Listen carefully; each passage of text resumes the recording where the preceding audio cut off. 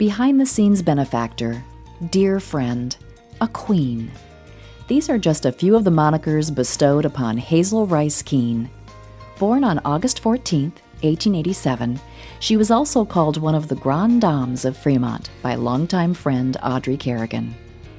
I believe it was 1942. I came here to visit. I was pregnant with my first child, and I got to meet all the grand dames of the town, and they were all a lot of fun. And they were the founders of this town. They came here in 1893 or something like that. Keenes and Richards and Abbotts, and yeah, I was fortunate. I got to meet all of them and be in their homes and had good times with them all. Well, as a kid growing up in Fremont, carrying papers and working at the Tribune, I of course, indirectly had banked at the Fremont National with my paper route money and that sort of stuff, and so I had known who Mr. Bert Keene was as chairman of the board of the Fremont National. And I used to go by their home on the 4th Street there as a young man. Hazel and Bert lived in a nice home on the corner of 4th and Clarkson, facing the south, and it had a big open porch on the back, screened in, where I know they must have spent a lot of time. Charles Albert Keene, or Bert as he was known, was born in 1884 to Jenny and Louis McLean Keene, an East Coast native and one of Fremont's early founding fathers. Following graduation from Fremont High in 1901, Bert attended Oberlin College in Ohio and eventually took over his father's interests in land, banking, real estate, and insurance. He served as director of Richards, Keene & Company, the Fremont Foundry and Machine Company, and was chairman of the Fremont National Bank Board of Directors for many years. He was also one of Dodge County's greatest landowners. Miss Hazel Rice was born in Ainsworth, Nebraska. Following graduation from Fremont High School, Hazel attended Fremont Normal School and earned her teaching certificate. She taught at Beebe School, 2 miles west of Fremont, and later at East School in Fremont. In June 1909, Hazel Rice and Bert Keene were united in marriage. After losing a child in infancy, Hazel and Bert had no other children, but Hazel's affinity for youth, and youth education in particular, was reflected in their many community endeavors and philanthropy. Bert, in my opinion, was very much of a civic leader when he was active, not only as in his agricultural ventures, but in business in itself, like I said, the real estate business, and also in the bank. He was a forward-thinking individual as it related to Fremont and its growth. As chairman of the board of the bank, Bert Keene passed away on June 7, 1949, at the age of 65, and it was left to Hazel to carry on with the couple's vision for their community and their philanthropy. I would not be surprised in my observation of Hazel and Bert as a boy that Bert was probably the one who kind of instilled in her the idea that we should do this since we have no children. She studied the community. She knew the community, and she knew where she wanted her philanthropy to go. Great sense of humor. She was a lot of fun. Always kept interested in everything and had her finger on what was going on in the community. During her lifetime, Hazel provided numerous gifts to civic improvements and nonprofit organizations. Midland Lutheran College, successor to Hazel's alma mater, Fremont Normal College, the Dodge County Agricultural Society, 4-H, the YMCA, and Dodge County Historical Society, to name just a few. She was an early supporter of the Fremont Area Community Foundation, and several community projects bear her name today.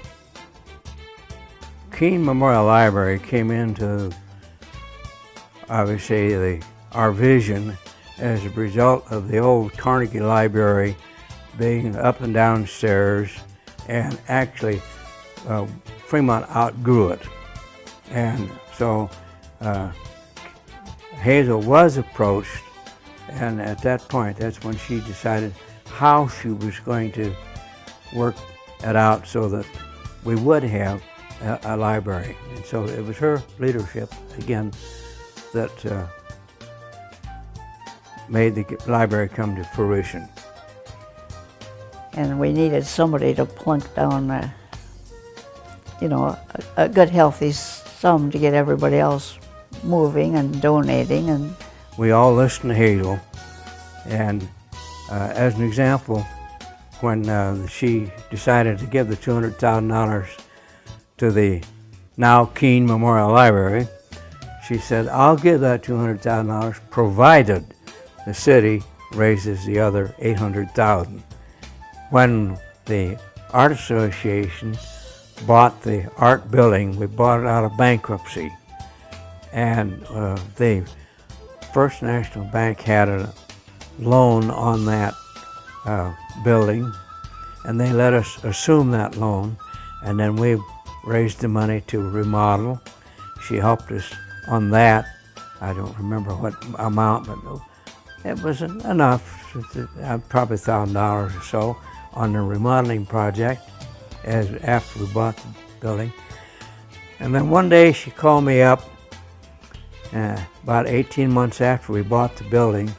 "Marv, how much is left on that mortgage at the bank?" And so I called the bank, and I called her back and said, "Hazel, $10,280.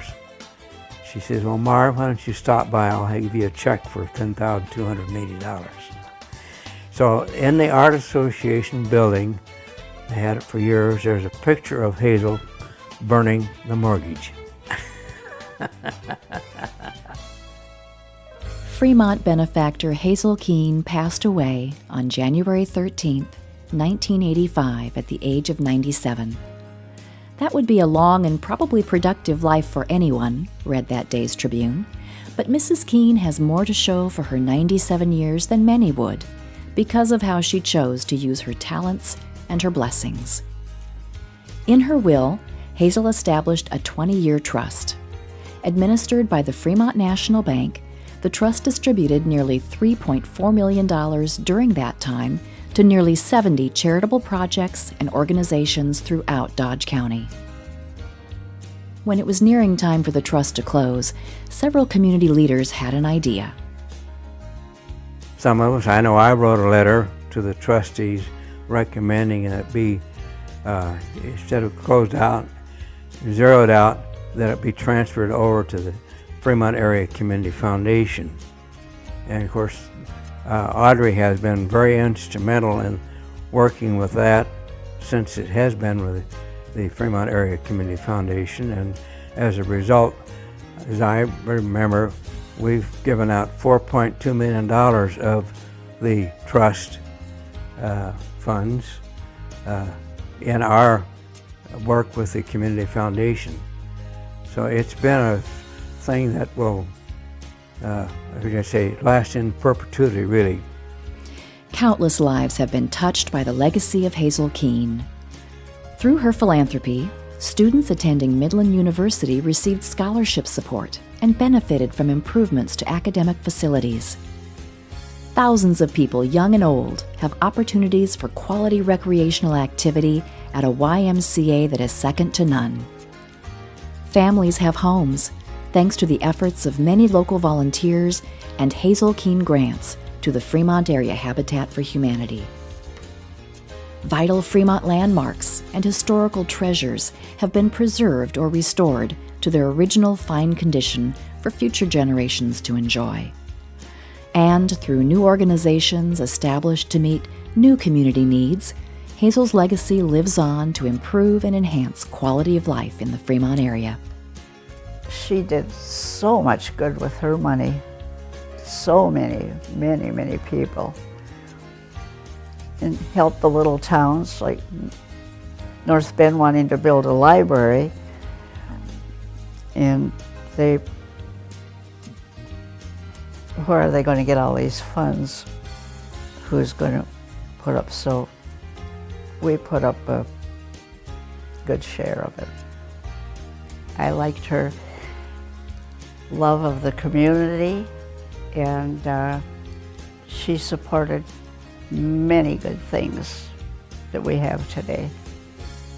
And so we are indebted to Hazel for her thought in all these years. I've always said that she was a school teacher, but she was a good businesswoman and she was a philanthropist. I think that Hazel Keene, and Bert really, and Hazel Keene, with her vision, with her desire to be a good citizen, a philanthropist, has made an indelible mark on Fremont that will last for centuries. If Hazel were looking down upon us today, I think she'd be pleased. I don't think she'd be surprised, but I think she'd be very pleased that we have carried on what she had left us as far as a legacy is concerned for our community.